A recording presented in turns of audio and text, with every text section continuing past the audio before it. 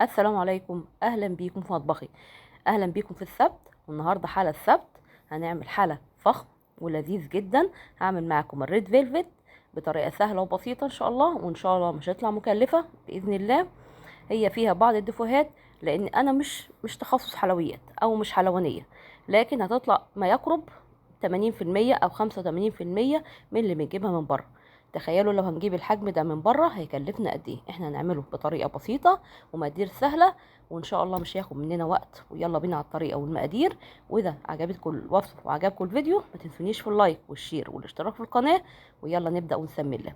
عندي بوله حطيت فيها بيضتين، حتى في بيضه طلعت بصفرين، وكوبايه من السكر، ومعلقه من الخل، وطبعا ما ننساش الفانيليا. هنضربهم كويس بالمضرب لحد ما السكر يدوب. هنا عندي كوبايه الا ربع من الزيت على السمنه، يعني انا حطيت نص كوبايه زبده وكملتها بالزيت. تمام. اديهم ضربه برضو بالمضرب كده مع البيض والسكر. احنا مش عايزين فوليوم في الطريقه دي او في الوصفه دي.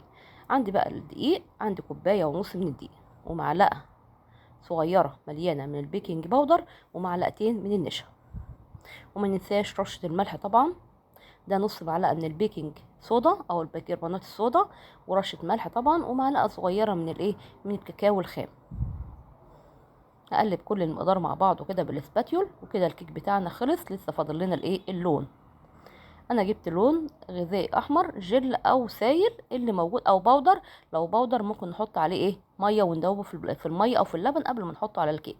هنا حطيت ربع كوبايه من اللبن الدافي، دفتها.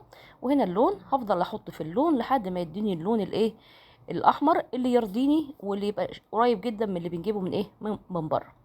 ابتديت ازود اللون شويه بشويه لحد ما اداني اللون اللي انا عايزاه. طبعا هو فاتح في الصوره او في الفيديو لان الاضاءه فاتحه. جبت صينيه، انا هعملها في صينيه مربعه او مستطيله. دي الصينيه الوسط اللي هي بتبقى مع الثلاث اطقم. دهنتها كده بالزيت او رشه زيت، وحطيت ورقه زبده عليها، وبرده رشيت ورقه الزبده بالزيت كده عشان ما تلزقش فيها. ونزلت بخليط الكيك بتاعنا. طبعا انا مولعه الفرن كالعاده يعني. ابتدي بقى اوزع كده خليط الكيك في الصينيه عشان يطلع ان شاء الله متساوي. لما يستوي يطلع من الفرن. واديها ضربه كده برضو على الرخامه.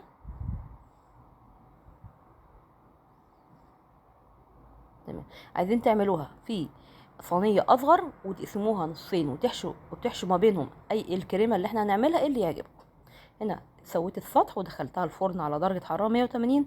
خدت تقريبا ساعه الا ربع. طلعتها وبردت تماما. بعد كده للاسف في اجزاء كتيره ضاعت من الفيديو. قلبت الكيك وقصيت منها الاطراف الناشفه، وابتديت اعمل فتحات فيها بالشوكه. وبعد كده سقيتها باللبن، نص كوبايه من اللبن. في خطوات كتيره ضاعت من الفيديو، انا اسفه، بس اقولها لكم بالتفصيل ان شاء الله واكتبها في صندوق الوصف. تمام. حضرت الكريمه عباره عن كريم شانتيه، ولو في امكن كريمه لباني حطيت حطيت 200 جرام. وحطيت علبه جبنه مثلثات وشويه سكر، وضربت الكريمه وادتني الكريمه دي، وحطيتها في كيس حلواني وبلبله ما فيهاش اي تشكيل، البلبله اللي هي الواسعه دي. تمام. وابتديت اعمل كده وحدات من الكريمه. تمام. ما تقلقوش البوز ده او المنقار ده هيتدرى. نبل ايدينا بالميه ونضغط عليه. خلصتها وحطيتها في التلاجة بردت. وبعد كده بواقي الكيك اللي عندي فتته ورشيته على الوش كده. خلصت التورته بتاعتنا مع بعض كده. طريقه سهله ولذيذه، وان شاء الله ما تقلقوش. الخطوات اللي ضاعت منكم ان شاء الله هتلاقوها في صندوق الوصف بالتفصيل باذن الله. والكريمه ممكن نستغنى عن الكريمه اللباني، وممكن نستخدم بس كريم شانتيه وجبنه كريميه وسكر، وهتطلع برضو تحفه ولذيذه. جربوا الوصفه ان شاء الله واعملوها بطريقتكم زي ما بتحبوا.